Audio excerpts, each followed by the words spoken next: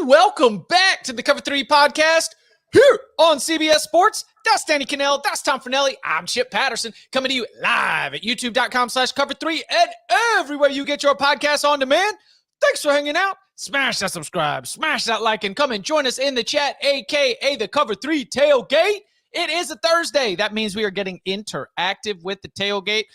We all have questions from the big old bag of mail where people have left us a 5-star review, and in that review put their mailbag question. And that includes some follow-up to our coach rankings week, which has been spectacular. I think it's been fun to talk about our ballots on Monday, react to the consensus rankings on Wednesday, and sort of keep that conversation going on into the weekend.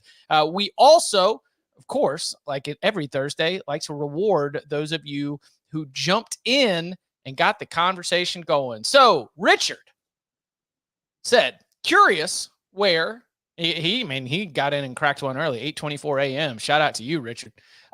Curious where would have Nick Saban, Jimbo Fisher, Chip Kelly, and Jim Harbaugh fallen in your rankings?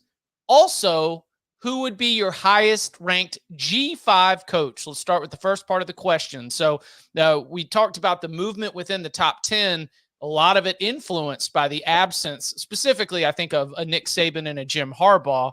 So Danny, if I'm not going to hold you to a specific number here, but how do you think that you would have ballparked some of these coaches that have, great success, but were not part of our rankings as they are not head coaches anymore? And it's so bizarre because I tried to eliminate recency bias. Bud was like more about embracing the recency bias and saying, all right, who am I going to call if I need a job tomorrow?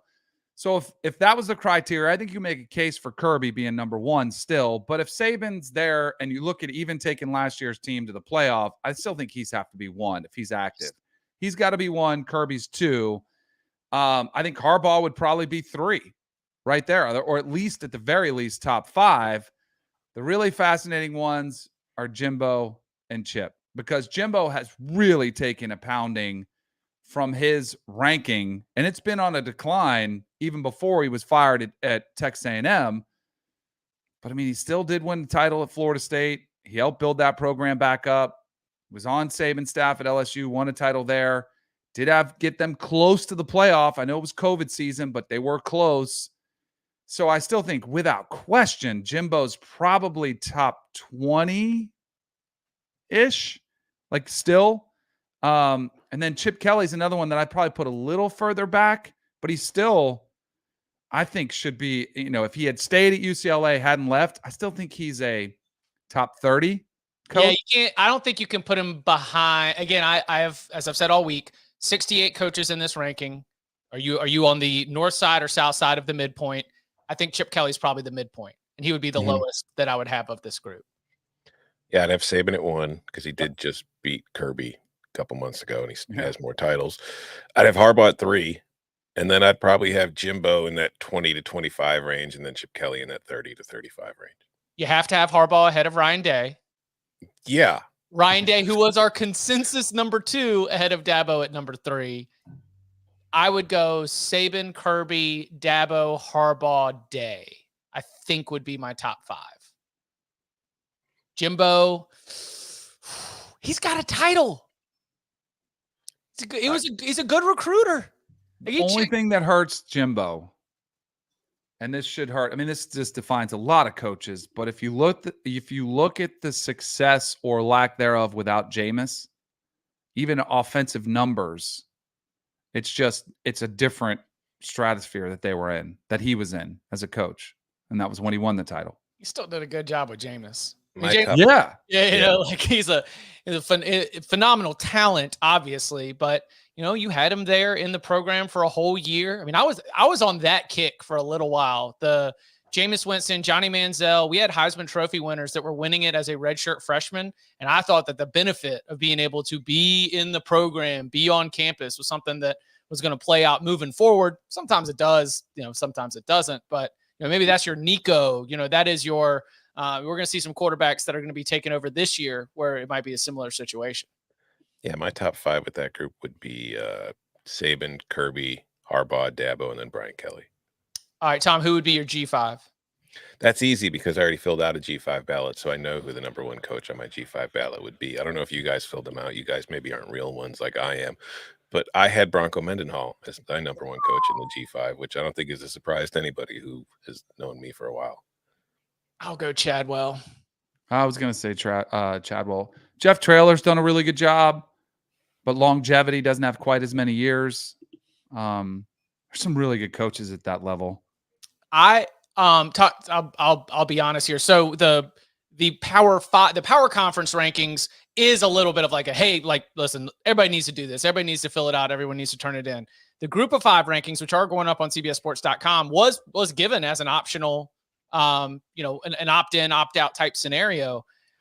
I think especially at the Group of 5 level, the differences between some of these coaches. It was much more difficult than so hard. So yeah, check those out. I got one. I got one that we might all be completely missing, and he might be the best and maybe the longest tenured. Troy Calhoun, Air Force. Like he's starting to get. Look at the last 3 years. That just then alone of 10-3, 10-3, 9-4. There's another 11-2 from 2019. There's like the longevity, the consistency at a place that's really hard to win, where you have to create a system to make up for the power imbalance. Like, he's been phenomenal. He's done a really good job. Do you want a Cover 3 exclusive? Tom's top 10 Group of 5 coaches. Go. Yeah, get the graphics ready. Who cares about EA Sports cover? Drop this right now. Bronco Mendenhall at number 1. Miami, Ohio's Chuck Martin at 2. Oh, yes. Jeff Tedford at 3. Jason Candle at 4. Jamie Chadwell at 5. Jeff Munkin at 6. Rich Rod at 7. Ryan Silverfield at 8. Troy Herman at 9. And Troy Calhoun at 10. And Silverfield is the beginning of I understand why you put him on top of this group, but man, what separates him from like the 19th? Not much. Yeah. It gets really, really difficult all the way through. All right. Thank you to Richard for getting the conversation going. We'll be taking questions from the tailgate all throughout the show. Where I am always, trying to keep an eye on what people are talking about. NFL schedule release, 2024 NFL schedule release, NFL schedule release. And there's one NFL schedule that we are absolutely keeping our eyes on. Mikey, I don't know if you have it ready, but So when is Danny Kanell going to get to shave the beard? Because Tom, will you remind the audience and those listening at home about what the stakes are right here? Yeah, because Danny didn't believe in Bo Nix and Bo Nix's ability to be a first-round NFL draft pick. He's got himself boxed into corner where, by the way, Danny, the beard's looking good. He cannot shave his beard until Bo Nix wins his first NFL game as a starting quarterback, or if he comes in relief and leads like a comeback win. So looking at this schedule, man, you better get it early because it ain't coming late. Yeah, so we're looking at the schedule at youtube.com/cover3. The Denver Broncos open the season against the Seattle Seahawks, Pittsburgh Steelers, Tampa Bay Buccaneers, and then the New York Jets. Those are the first 4 games. NFL analyst Danny Kanell, completely unbiased a take here. Where do you think Bo Nix is getting his first win? I mean, his first win should be beating out Zach Wilson. I think that's going to be his first big challenge. So I think that should be a write-in option. No, it should be. I mean, the first win has to come at home on week 1 against Seattle. No, they're in the road in week 1. That's an away game. 3 of their first 4 are on the road. Their first home game is week 2. The game, Russell Wilson returns to Denver. I was reading this wrong. Yeah, Russ is going to get revenge. That defense is going to be like any SEC defense that Bo Nix ever faced. We know how that worked out.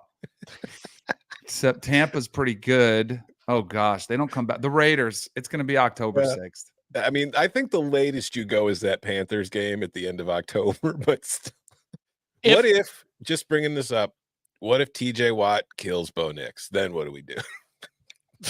No. Well, can we have another we need to have a real serious discussion here. Yeah, let's have a meeting. We need a house. Is there a buyout potential, like a donation to charity that we could make? Is there another option? My wife actually said she doesn't mind it right now. I just know it's going to get old. And I'm telling you, the upkeep, like keeping these lines right in here, and they're a little crooked. Like I almost went and just took it off. But does a goatee counts? Like if I Yeah, keep facial hair. I mean, Yeah. mustache, goatee, I'm fine with any of it. mustache, that would be, my wife would file divorce papers like tomorrow if that came out. So, And then you'd go on a tear, winning a major championship, and like exactly. We'll see. I'll go as long as I can, and then we'll have to discuss buyout terms potentially. Bud will negotiate that as the attorney on the show. We'll have to see what it's worth. I remain that my proposal on the table is that we tie it to something in the preseason when we know Bo Nix is going to get reps. I'm telling you, beating out Zach Wilson should be the first win. And then you would get the opportunity then to have a reset before the college football season starts in full. Because, like, honestly, I don't want to mess up your money. And if it's not looking good and it comes time for you to be, getting out there in the preseason rotation, we'll figure it out. We're meeting people because I brought my wife to Amelia Island, which is a genius move for a Mother's Day gift on a little work trip. But she was almost giving disclaimers when I was meeting different people because me was, oh, that's not his beard. That's not really him. I'm like, oh, geez. So then it goes into detail, and now every coach knows I think Bo Nix shouldn't have been a top 15 pick. And I'll tell you what, most of them are like, yeah, same. Yeah. There are some, there are some smart. Oh, while we're on that, before we hit a break real quick, thoughts, just sort of general takeaways. What'd you pick up on? We did a little bit of, ACC Spring Meetings reaction yesterday, but you were there. You were having a lot of conversations. You got to be there as Jim Phillips was sharing some details. So, what's your sense? Like, what are some of the things that either you reinforced what you thought going in, or maybe something that you feel like you've got a better handle on? So I think the biggest surprise of the 3 days in Amelia Island was how normal it felt. And I guess last year was the initial awkwardness of it, and I wasn't there. But running into people, I spent a lot of time with Michael Alford, the athletic director at Florida State. And, I was like, is he the villain? Is he the guy that's, and people look at Clemson, are they the cast-offs? And is there awkwardness? Because there's a lot of ACC officials that are there, not only the commissioner, but front office. And it's, hey, Michael, how we doing? Let's sit down. And it's just accepted that this is the current landscape. And no one's kind of bitter about it. I mean, it really is that old line that you don't want to hear. It's not personal. It's just business. But like when Alford, and I'm sure the Clemson people say this too, when they say we like Jim Phillips, like there is a genuine like and respect for him. It really is about the future of those two universities. And I still think there's an underlying tone. And this gives me a little bit of hope, although I think it's probably a pipe dream that they would have to thread a needle, that they could somehow salvage this. And I'd say it's it's a Hail Mary, and maybe no one said this, and maybe it would probably have to involve Notre Dame, which is probably, again, Hail Mary is probably the right word to use. But I do feel like there is zero contention. It's not an issue with the other universities. It's just the contract. So I would say that was the biggest surprise for me. Alford and Florida State and Clemson were allowed to sit in every meeting. There was never one where they were kicked out. He said that. That was on the record. That's probably the biggest takeaway for me, was that I think there was much more concern over what is happening in DC right now and the potential settlement that could take place with revenues. And that to me was the coach's angle, because they're all like, you can't do anything about any of this, but what does this look like when we pay the players? Yeah, coaches throughout conference realignment have been, tell us when to play, tell us who to play. We'll get ready and we'll go for it. But the how we're managing recruiting and roster construction is definitely going to be a little bit of a higher priority. Any fun conversations with any coaches? Yeah, there were a few. A lot of them mentioned Cover 3, fans of Cover 3, which we very much appreciate them listening. There is one ACC coach. Like, I am usually received well from the ACC coaching community. I'm usually positive. Well, you were OG fighting for it. Like when you were raging against the machine at your previous employer, like ACC coaches were all about it. Right. There is one who is not a Dana Cannell fan. And wouldn't you know, as soon as we pull up, so we drove up, it's a pretty long ride. I had come like straight off maybe the show. We were like, and I'm casual, wearing a hat, and there's like some reception that's supposed to take place. And my wife had come from a workout, so she grabbed a quick shower, like threw on like just something casual. And of course, it's like, man, I hope we don't see anybody. I hope we don't see anybody. Like you just want to, but you have to check in. And if any of you guys ever been to the Ritz-Carlton Amelia Island, wouldn't you know it, there is a big lobby bar, and that's kind of where everybody hangs out. Well, I get in, I feel like, okay, we dodged that. There weren't that many people in there because it was around 6:30. Then we go and we get on the elevator. Once you know, one Dave Clawson hops on the elevator with us. And I'm like, hey, coach, how you doing? Good. And he's like, good. And he goes, what's your name?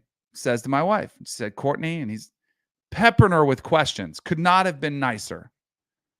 But there is no eye contact with your boy. Like none. So I said, so we get off, and he could not have been, he was super nice to my wife. So we get off the elevator, and I said, do you know who that was? And she said, well, he had a Wake Forest shirt on. Was that their coach? And I said, yeah. And she goes, and then I said, do you remember? I said, I don't think he likes me. And she said, yeah, he definitely didn't like you. I was like, I noticed that. She's like, there was a little bit of coldness there. Yeah, it might have been the beard. Definitely a dislike of the beard. And at ACC Media Days last year, I think I told you guys what happened. He kind of bombarded in a live interview. Before we get him, hey, coach, good afternoon. How we doing? He like stopped short and was like, no, I'm calling you out for what happened. There was a tweet in reference to a comment that he made. It was just the tweet was a portion of it, which made Florida State compared to a Vanderbilt crowd. There was fuller context that I did not post, and he was not happy about it. And he definitely received some pretty harsh criticism when he arrived in Tallahassee. Let's just say there wasn't much Southern hosptality, and there was some curse words involved from some of the fans, and he did not appreciate it. And he let me know it. And I don't think that is soothed over any.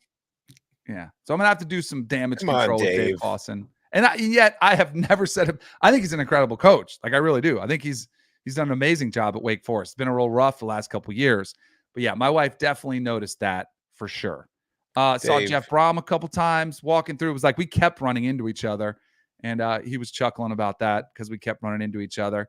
I would say I was surprised too at how much in that lobby bar, how much some coaches kind of hang out and like kick back and relax. Like Rhett Lashley, I saw him. We were out about the same time, just hanging out, having a good time.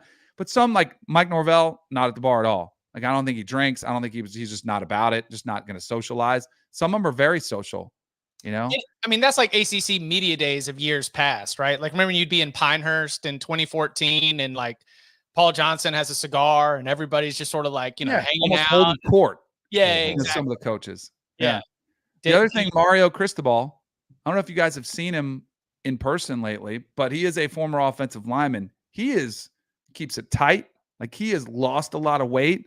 And I was in with my wife and we were in the coffee shop and my wife was like, and I said hi to coach. And she's like, I'm just looking for something. And he goes, yeah. He's like, how hard is it to find something healthy around this place? Like, he was looking for some gluten-free, like fat-free options. And it was hard to find under resort. I thought that was pretty funny because you did not like, he keeps it tight. Like, he keeps a tight diet. I was pretty impressed because I'm on vacation. Like, let's go.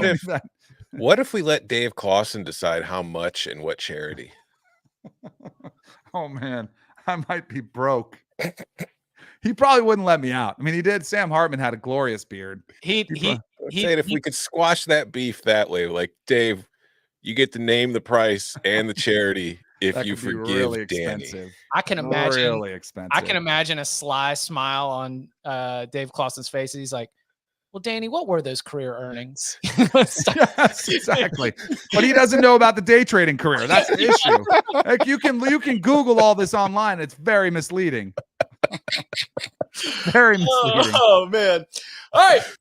Coming up on the other side, Cormani McClain, big headline name from a couple recruiting cycles ago. He went to Colorado, didn't get on the field. He's got a new home The NCAA Football 25 video game has a release date. We'll get into all that and your questions next. Golf's brightest stars head to the Bluegrass State for the second major of the season. The PGA Championship, May 18th and 19th on CBS. Danny loses his beard. Wake Forest gets some 4 stars in the winter portal window. That's what I'm seeing happen right now. Who wants to bolster Wake's roster? Jackson said Wake's Collective is where he's going to be asking for that donation. These are so many good ideas. If Danny had made this bet a year ago, Sam Hartman never leaves Wake Forest. Well, it depends on who you believe on the Sam Hartman. I've got conflicting reports on the way that went. All right, so we knew there was a little countdown clock. We now have the official cover of the regular college football game, EA Sports College Football 25. We also have a release date, as it will be coming out on July 19th. It will be available on multiple gaming systems. Danny, what do we think? We like it? Is this the official cover? This is the official cover. Okay, so we just got backward. We got the backs, and now we got the fronts. Not about the other one's like a deluxe edition. Yeah, the other one's a deluxe edition. This is going to be just like if you just wanted to walk in and just not walk in, excuse me. If you just want to buy the regular game without all the extra stuff, this is going to be your cover. So we like it. Yeah, I think it's pretty cool. I like a little personality showcasing. This always happens at photo shoots when you do these corny, we do them for our company. We have to put on suits and they'll be like, hey, make a pose. Let's have some fun. They always use that pose. Because I bet they did ones where they were trying to look serious, and then they did some where they were like in action, and they were like, hey, make a goofy pose. And so they all did it. And this is one, of course, that they always use. But I guess I was expecting something a little different. Maybe one player, a coach that we hadn't seen yet, other than just the flip side. I thought maybe it would have been a little bit more of a shakeup that they already gave us the back. Tom? It's great. It is certainly a cover of a video game. Shout out to Quinn Ewers doing it for. I don't want to ask Quinn Ewers to be something that he is not, but man, Quinn Ewers sometimes does look like he's like, I don't know why y'all invited me. How does that affect his draft stock? Like when he does interviews, is the charisma going to pop off the screen, or pop? Like still. Speaking of, this will be the second Zach Wilson reference. It's still nowhere near the picture of Zach Wilson draft night, whereas with all the other dudes, and he looks completely out of place. Like Quinn's not embracing the moment as much, but I'll give him, I don't know if I would have as a quarterback. I'd probably been doing what Quinn was doing. Hey, I don't think it looks awful. I tell you what, Quinn just looks like he's doing it the right way. Right.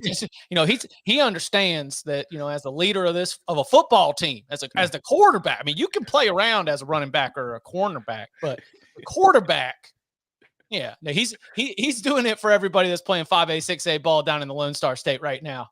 Just do it. Stand up job right there. It's a great point. Mm-hmm. This does not look like the mullet Quinn Ewers. Like that was a different era. Yes. That version would have been smoking a Marlboro.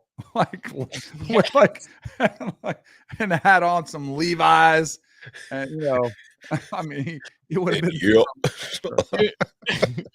lasso. So Cormani McClain, former 5-star recruit coming out of high school, there was initially commits to Florida, flips to Miami, then the drama of decommitting from Miami, and then eventually landing in Deion Sanders' February signing class at Colorado. Just doesn't really see the field a whole lot. We talked about him, as an interesting case study for the perception of what people think a coach Deion Sanders is versus the reality of somebody who is like, as you mentioned, Danny, who was like raised on Bobby Bowden and Mickey Andrews. If you aren't getting your stuff done, if you are not disciplined, if you are not meeting the team expectations, you're not going to see the field. He hits the transfer portal, and we get news this week he is committed to Florida. Danny, what's your Do we just root for the best case scenario here, that he finds his way and that this is a good spot for him to be able to, capitalize on what are obvious, physical talents? Yes. Yeah. I'll be rooting for him. I always root for second chances. I don't mind where it is. I also was thinking about this because you mentioned it. He got called out publicly to the media. There was stuff on the reality show, and he was called out for what? Not going to class? Was it not going to class, not working hard, not knowing the playbook? Is that what the kind of the gist, right? Yeah. Do you know how many freshmen that describes? Like across half college of football? every freshman class. Yeah. Like I think his reputation was really damaged by that unfairly. Because I think that's normal, but because it was such, there was so much coverage of it, and because it was Dion, and because it was Prime, because he was a 5-star, I just think if you really dug, there would be a lot of coaches who'd be like, man, I'm frustrated with this kid. He doesn't get it yet. He doesn't get it. And they think because they were 5-star, they just have to show up, and they don't know they have to study the playbook. That happens all the time. So I think he's probably been unfairly judged. Now, it's put a lot of pressure on him. I'm sure this has been very damaging for him personally and emotionally. How does he bounce back is now what you're wondering. Because this could really, he could have been like, man, I got screwed over by Colorado, and I'm just going to be me. Or Billy Napier call him in and say, hey, we're giving you another chance. We believe in you. You do have to buy in. And maybe he realizes, you know what? It does take a lot more effort, and it does take more work, and I better study the playbook. So we'll see. But I was thinking he's probably a knucklehead, but there are a lot of them out there in college football as freshmen. On podcasts too. Yes. Yes, 100%. Every single Thursday, we like to hear from you. One way that you can get to us is to give us a 5-star review, and in that review, put a mailbag question. Let's open up the big old bag of mail.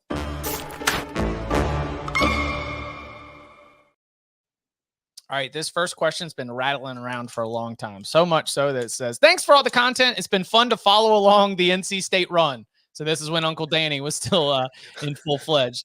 What? I got to meet Ben Middlebrook's coach. That was one of the best. That was one of the highlights of the weekend. I saw Kevin Keats. He was there.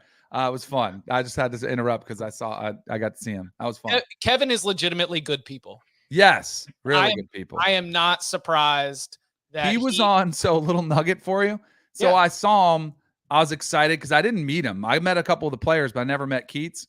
And so I saw him, but he had an AirPod in. He had his phone out. So I kind of tell he was on a call, but I didn't know how serious the call was, what was happening. So I kind of waved. I said, Ben Middlebrook's uncle, like that. And he goes, 1 minute, like finishing up a call. So we went outside. We sat down, and I was kind of keeping an eye on him in the lobby. And I told my wife, and she was more excited than me to meet him because she really jumped on the bandwagon as well. So he kind of leaves, walks away, and we're sitting there. And then all of a sudden he's back, and my wife's like, and it was like an hour had gone by. And I'm like, I don't know if he's still on the call, but he still has the AirPod in. My wife's like, screw this. I'm not missing the opportunity. I want to meet him. So she goes up, and he goes 1 second, and he finishes up the call. And then I saw her, and I was like, oh my gosh, she just interrupted a basketball coach, like who's probably on a recruiting call. Like he's probably ticked off. So I'm like, I better go over and salvage this. So I go over, and he goes, oh, I'm so sorry about that. He goes, and he looks at his phone. He goes, that was an 1 and 26-minute phone call that he was on. And it was like, you could see the timer on it. He's like, I apologize. And I didn't even ask what it was. I don't know if he was closing a recruit or what, but it was pretty cool. And then he spent a few minutes with us talk. We took some photos, texted Ben. It was fun. It was good. Could not be nicer.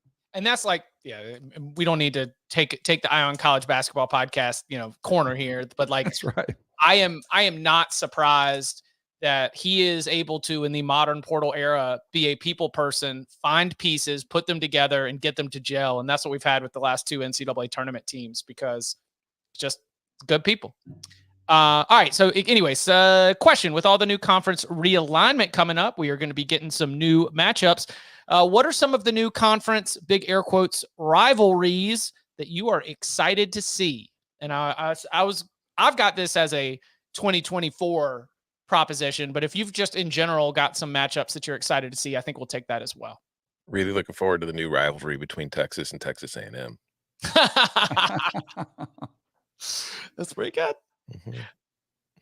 Mm-hmm. It's got to be any Oklahoma, Texas kind of like I'm looking at Oklahoma Auburn. There's no historical value there, but those new matchups, I think I'm really excited about. All right. How about Texas, Arkansas? I found 2 days that each have some new matchups that I'm super excited about. So on September 21st, USC goes to the Big House to play Michigan. And while USC and Michigan have been these like thunderous programs throughout college football's history, they have only played 10 times. Mhm.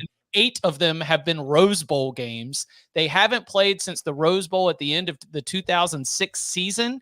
And we get USC in the Big House and then maybe return visits as well. Then on that same September 21st, and this one, I think this is more of the in the moment, but I mean, Kyle Whittingham and Mike Gundy, you're talking about 2 coaches that we had in the top 15. I mean, I know I had Gundy at 10 and I was a little high on him, but like those are 2 top 15 coaches at the power conference level. Utah, Oklahoma State, that's on September 21st. By the way, USC and Michigan, that'll be your Big Ten on CBS selection for that week. Company man. Then on October 12th, just a couple weeks later, the Big Ten title race will pivot on Ohio State, Oregon. Like that is just, and getting it in the middle of October is going to be just massive and just kind of like set the table. On that same day, let's talk about a Rose Bowl rematch. How about Penn State and USC? And I understand that USC ends up being a part of this, but I kind of think that that's that's what gets the people going in terms of a conference realignment rivalry. So those are a couple that I've got my eye on. And it was funny as I was going through and looking them up, I was like, all right, September 21st, October 12th, it's like realignment rivalry Saturday. I look at Utah and BYU have always been rivals, but now they're in a conference together. So like the Holy War is a conference game now. So that's going to be interesting. Oh, and Utah TCU. I was looking that Utah up. TCU from Mount. Yep. And then there's also like the rekindling, like Oklahoma and Mizzou. That was always kind of a thing in the Big 8 and in the Big 12. So now that's going to rekindle. What's interesting to me, like you mentioned a couple of them already with like USC, because when I think like obviously USC and UCLA are rivals, but historically, I always considered Notre Dame and USC to be a bigger rivalry than USC UCLA. Agree. So it'll be interesting to me now that USC is in the Big 10, like that Michigan, because I feel like Michigan is a very natural rival for USC. Like the schools are very similar in a lot of ways. I think you have the Ohio State USC thing from the competitive standpoint, like you mentioned too.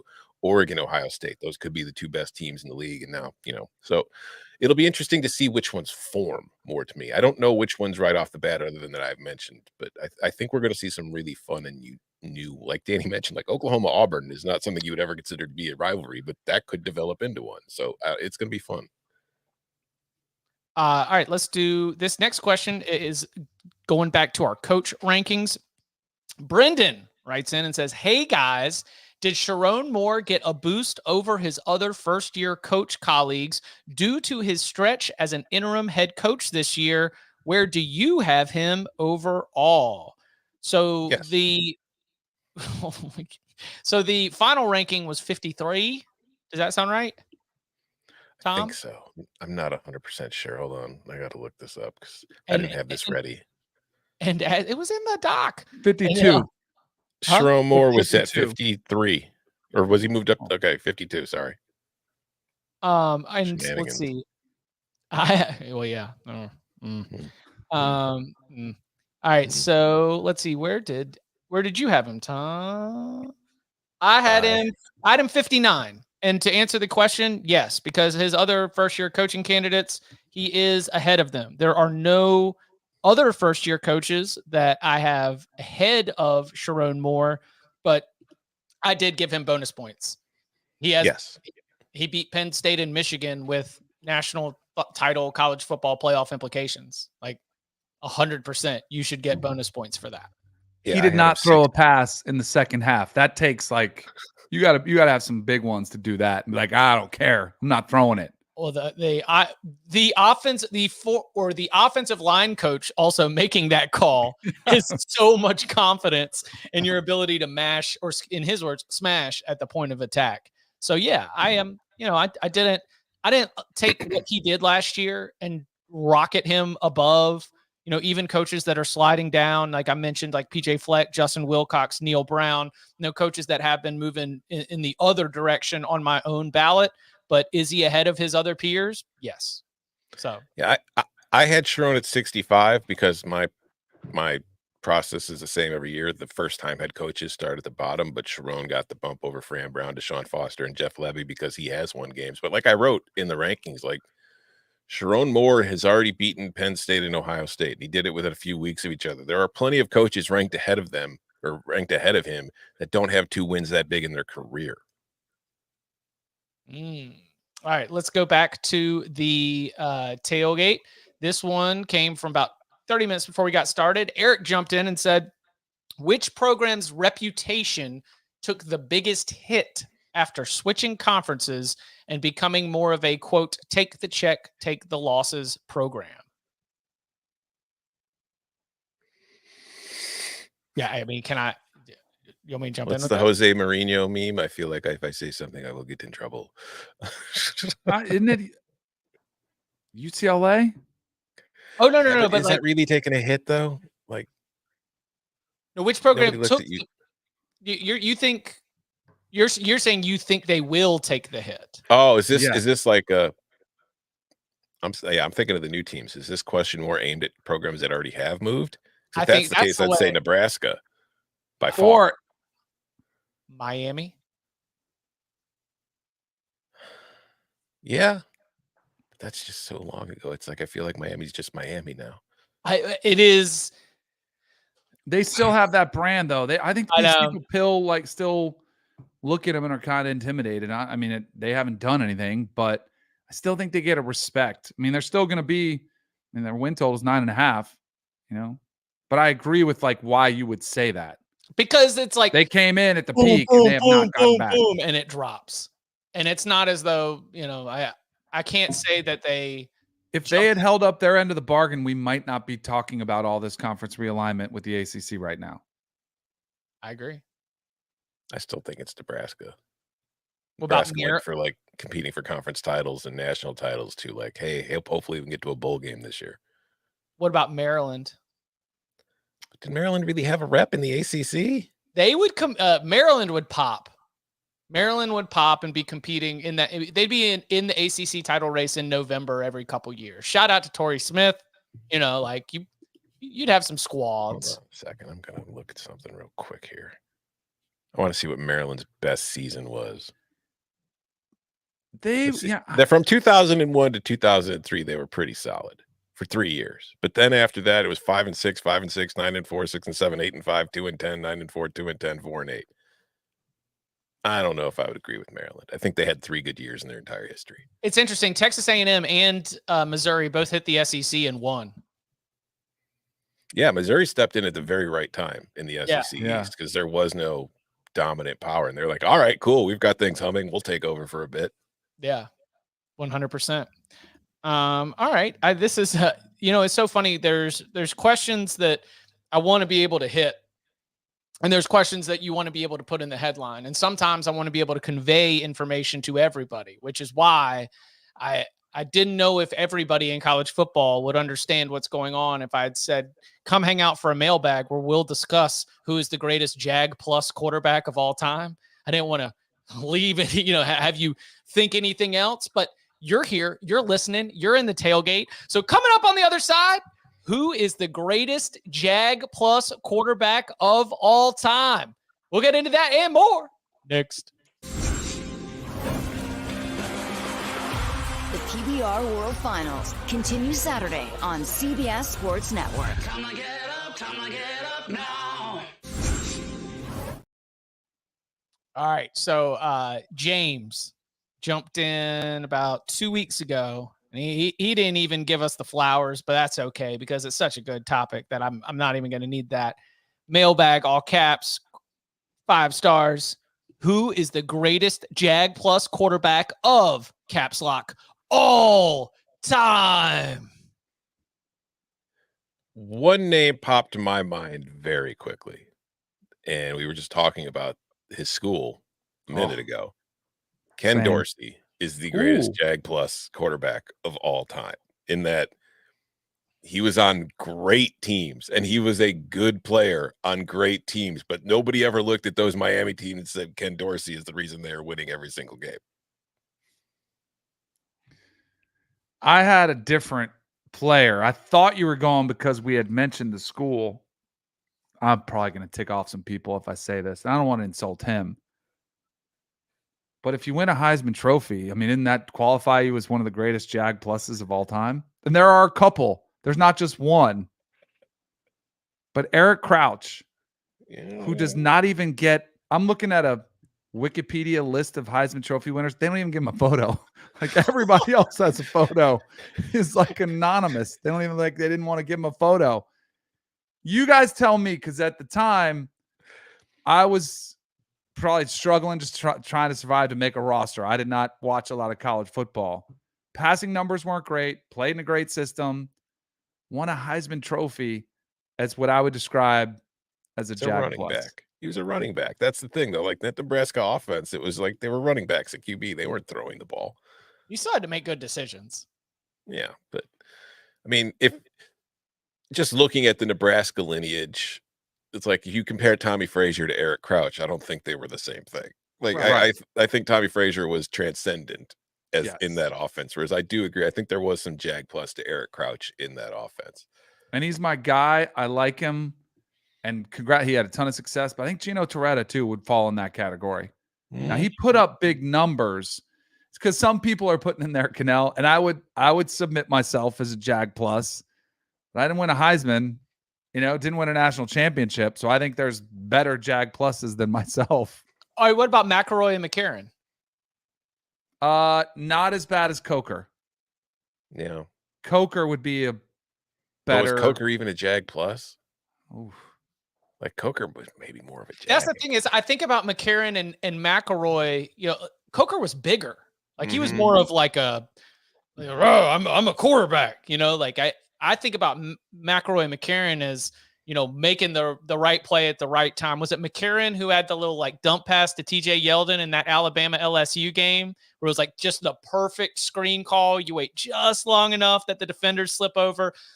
Those little touch passes to me are the plus in Jag plus when you're stepping up, big stage, right play, right time. And it was pretty great. Did you know that the Big Old Bag of Mail has somebody responded to it already? So in the Big Old Bag of Mail, another one. Greatest Jag QB of all time. Greatest Jag of all time, Case McCoy, 2011. This is fascinating. No, and this is a long one. Okay, no, not Colt McCoy, but his nepotistic little brother. 2011 season, Case is not the starter opening the season, but behind Garrett Gilbert, a phenomenal 7-season NFL Jag in his own right. This was peak Texas missing on in-state QBs. RG3 was starting for Baylor, and Johnny Manziel was on the bench behind Ryan Tannehill at Texas A&M. The season opens with Texas playing Rice, and then he references the JFK, why we do things hard, yada, yada. Then he says, by the third game of the season, a 49-20 rout of UCLA, Gilbert has been benched, and McCoy, Case not Colt, has been named the co-starter with true freshman David Ash. In the Red River rivalry against Oklahoma, Texas lost 55-17, their worst loss against the Sooners since 2003. After struggling against Oklahoma, McCoy lost the starting job to Ash. Then McCoy was brought in late to the Missouri and Kansas State games when Coach Mack Brown was looking for a spark and almost led a comeback against Kansas State. As a result, he was named starter for the Texas A&M game. Was that a review? Yes, that was 5 stars. Yeah. It was a great review. It was a great trip down memory lane. That is not what a Jag plus is. Correct. That is just somebody getting something off their chest about Case McCoy in 2011. Hey, you know what? We're here for you. This is what we are for you sometimes. McElroy or McCarron? I think it's pretty close. It's McElroy. I don't think it's even close. What about the all-time history leader career passing yards, Case Keenum? Dude had some success. He had a really good season in the NFL, which I know we're just talking college. I think the NFL he did elevate. invalidates it. Or Timmy Chang at Hawaii. Ultimate system quarterback. Yeah. Ian Book. Danny Warfel's a pretty good one. Somebody else said that in there. Yeah. He made some great throws, though. Luke Falk. That was a system though. That was like the Mike Leach air raid. I'm going through a list of these guys right now. Luke Falk was Wazoo, right? Yeah. Yeah. Trevor Vid. Oh my God, the memory lane. Who was the Brock Purdy. Oh, I got one. And this is fun because I used to do every year. I'd try to find a quarterback who was like the version of me coming out. And I said this one time, and Arkansas fans were so mad. Was it Tyler Wilson? Was that his name? Oh, he was like 6. Yeah, the Arkansas QB. Yes. And he had like a really good career at Arkansas, put up really good numbers. And then, like I said, he'd be a 4th or 5th round pick, and he probably wouldn't pass. And then Arkansas fans were like, no, he's a first rounder. He was putting up monster numbers. And I think he was. Yeah, Tyler Wilson. Right. Yeah. But he put up big numbers. Wasn't he with Petrino where he threw the ball a lot and they had pretty good success? Yeah, like he threw for 3,400 yards in 2012. He threw for 3,600 yards in 2011. Those are big numbers in 2012 and 2011 in the SEC. And he was the heir apparent to Ryan Mallett. So we were just the Petrino era. We were just feeling ourselves about Arkansas QBs at the time. Yeah. Let's head on back to the tailgate. Chase said, has there ever been a situation where a program was not competing for national titles, but built their way to that point? And what did they change? And he adds, is it just Oregon and a ton of Phil Knight money? I think about Florida State's rise, but what changed? I don't know. Like Danny, what's the Bobby Bowden? Yeah, what is the Bobby Bowden trajectory there? Did we lose Danny? Danny's frozen. Is he frozen for you too? Yeah. Oh, it does look like he's reading it. That's a pretty good screenshot. Danny reads mailbag questions. Danny's just going to take that screenshot and put it on his video for every show to not let us know he's shaved. I would go into the question. That's a good quote. There he is. Danny's back. Sorry, internet issues. Who'd you guys say? We were I was going to ask you about Florida State because Florida State. Because I was there and Bobby Bowden hadn't won a championship, and it was like, how long is it going to take? Can he ever win one? Can he get that last one? Oklahoma State, now they never got theirs, but the T. Boone Pickens money came in and they were close. I mean, there were some years when they were left out running the outside, the LSU Bama rematch year. So there's definitely more. Now they Clemson. But they had been there. I think that's the thing that's unique is they had the one in 80. But Frank Howard was able to get them the title in 81. That's what makes this question kind of complicated because it's like competing for national titles. Like college football in 1980 is competing for a national title then is a completely different thing than competing for a national title now. Sure, but there's something about your fan base and your investment and like the way the school looks at it. Like Florida, how about this? But Florida if your school won one national title in like 100 years, are you really competing for national titles or did you just win one national title? No, but in 2011, when they decided that they weren't going to fire Dabo, the people that were giving money were the same people that remember the punch and Frank Howard and, that's what it's not that different than Oregon though, is it? Like if Minnesota decides to start winning national titles, we're like, well, they won 3 in the 30s or whatever the hell when they won their national titles. Florida State and Florida both won their first national championships in the 90s. Mm-hmm. I would attribute a lot of that to their coaches. Do you have to? Yes. Do you have to? This says competing for national titles. Do you consider Utah competing for national titles? I mean, they've got a couple Pac-12 titles. Mm-hmm. They definitely have been in the discussion late where they're close, and I would say that's coaching at its best. You know, when we were talking about Kyle Urban first to Kyle. See, what does competing for national titles mean? I think if you're in the discussion late November then that's competing. You know, if you're in like TCU was in the title game 2 years ago. Do we consider TCU a team that's competing for national titles? It was. It was not. I think so. Yeah. All right. Well, because in 2014 they were competing for national titles. But they just had a co-championship and got jumped by Ohio State. Teams that compete for national titles don't typically get to the title game and then follow it up with a 5-7 record. Sometimes they do. Washington might. I wouldn't do you consider Washington a team that's currently competing for national titles? Yes, they've been to the playoffs twice in this era, so I think yes. I LSU. think it's a very different thing getting to the playoff and competing for a national title. LSU Cincinnati made the playoff too. You I don't get know a if I'd seat say at they're the competing for a table. national title. If you get a seat at the table, I think you're competing. They made it to they won the playoff game. That's where I think Washington. beat Michigan. Listen, I'm going to get my Bud voice on. It's like, unless your blue chip ratio is at 50% and you're putting all that money into recruiting and you got a top 10 class every year, you ain't competing for shit. You're just taking the check and taking the losses. All right. Lane wants to know who wins a Cover 3 boxing tournament. Chip. Oh yeah. So that's hard. That's scrappy.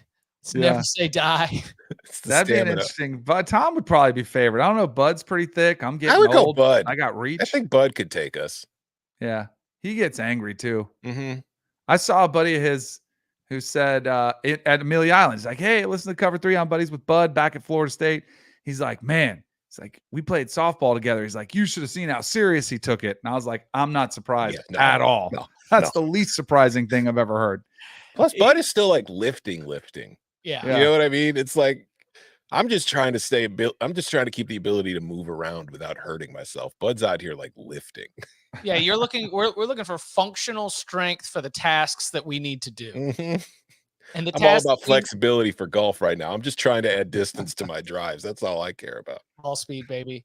And then let's do one last one before getting out of here. Jeff said, "Are the Georgia Bulldogs boring to talk about?" Kind of. On the field? Yeah. Well, so my thing with Georgia is that it is a no-win scenario for us to talk about them, because the things that are interesting require us to nitpick. And when we nitpick, we ultimately criticize. And then Georgia fans are furious at us for offering any kind of criticism. And so with the success of Georgia, with the talent that's on that roster, there is a set of expectations that is almost impossible to meet on a week in, week out basis. So we show up for our instant reaction show on Saturday night, or upon further review on Monday. You offer any bit of criticism, and it's like, well, that's you don't know what you're talking about. Like, what were you watching? They won the game by 17. You can't just come out here and be like, well, Georgia's good, pass. Because they are so important to the sport right now, you do need to dig a little deeper. That gets a little bit tough. So boring? No, it's just kind of hard. They're boring as hell. Like, they're just, when you can just put a W with Sharpie almost every week, that gets boring. Yeah, like the most exciting, and this is the thing we dealt with with Alabama for the last 10 years. It's like the most exciting parts of a Georgia game or a Georgia season, as far as football is concerned, unless you're a Georgia fan, is like, oh wow, this team's keeping it close. Mm-hmm. There might be a game here. Or when they lose, like when Georgia loses, it's like, holy shit, Georgia lost a game. I didn't see that coming. So like when they lost the SEC championship last year, I was like, this is the least boring they've been all year. That's true. All right. Or when they drive a car into your golf course. Yeah. You want to tell that story? Oh my God, what if it was Georgia players? Yeah, I was golfing yesterday, and I was on the 18th tee, and I hear like police sirens, and I was just sitting there, like me and the people I'm with were like, that's odd. You don't normally hear that around here. Like, and it was like a lot of police sirens, and they weren't too far away. But then, they go away for a minute. You forget about it. Finish up. So now I finished up the round. I'm loading my clubs in the car, and I just hear like squealing, like the sound of a car that has lost a tire. You know what I mean? Like the rim is just on the street, and it's like it's getting loud and loud and loud, and now it's really loud. And I look up, and an SUV comes flying in through the parking lot, hits a giant boulder that they have lining up the parking lot along with where the course starts, and just goes flying into the air and landing on the 10th tee box. 4 people get out of the car, take off running. Then the cops show up. Apparently, the 4 people in this car were being chased by the police because they were involved in a shooting about 10 miles north of where I live. And that is where the chase ended, was on the 10th tee box. And Yeah, so it was an interesting day at the golf course. I posted some photos on my Twitter. Well, the problem is you followed it up with I shot a 45. Okay. You told a story about all this crime, and then you said I shot a 45. Yeah, and but I didn't shoot a person, so whatever. I was able to go home. Well, listen, 45 was the score, not the weapon. But it's just when I'm seeing these messages pop up, I just imagine you have armed yourself and you've taken part in what's going on in the course. So yeah, it was an interesting day at Lake Bluff Golf Course. Interesting day for sure. All right. We will be back on Monday, 11 a.m. Eastern time. Come and hang out with us. If you want to add a question to a future Mailbag episode, always leave us a 5-star review. In that review, put your Mailbag question, and you can follow him on Twitter at Danny Cannell. You can follow him at Tom Fernelli. You can follow me at Chip_Patterson. Gentlemen, thank you very much. Thank you. See ya. Xander Schauffele is boring.